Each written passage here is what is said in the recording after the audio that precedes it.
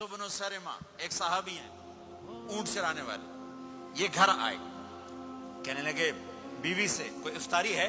کہنے لگے ویلے بیٹھے ہیں، کیسا کوئی نہیں۔ پھر کہنے لگے تو اتنا تھک کے آیا ہے تو چلو میں تیرے لیے کچھ انتظام کر کے لاتی ہوں۔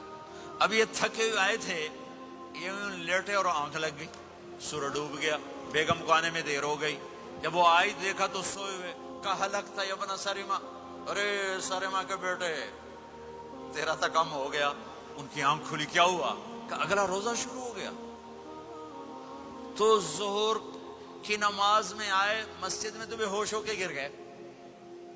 تو اللہ کے نبی نے پوچھا اس کو کیا ہوا؟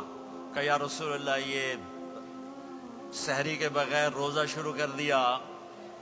تو میرے نبی کا دل ایک دم مٹھی میں آیا، تو میرے اللہ نے قرآن اتارا، چل میرے حبیب آپ کو رنجیدہ نہیں دیکھ سکتا، آپ کی امت کو اجازت ہے سحری تک کھاؤ، کلوا واشربوا حتی یتبین لکم الخیط الابیض من الخیط الاسود من الفجر ثم اتموا الصیام الی اللیل۔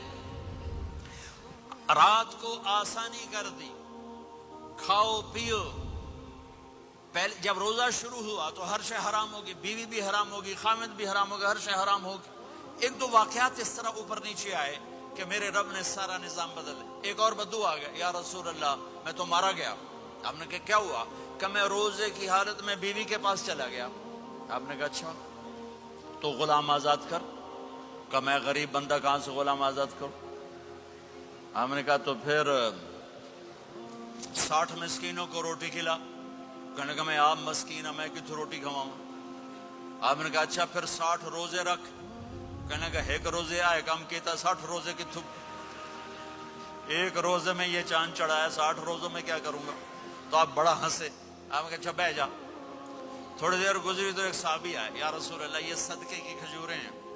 تو آپ نے او بھائی کتنے ہیں؟ جو بیٹھا کیوں رہا، یہ لے جا اور مدینے کے 60 غریبوں کو دے دے۔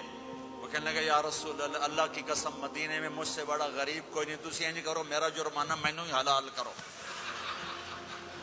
تو آپ اتنا ہنسے کہ یہ دانت نظر آنے، یہ داڑے نظر آئے، اتنا ہنسے یہاں تک آخری دانت نظر آنے لگے۔ آپ نے کہا اچھا بھائی تیرا جرمانہ تینوں ہی حلال کیتا، پر اور کسی واسطے نہیں، صرف تیرے واسطے۔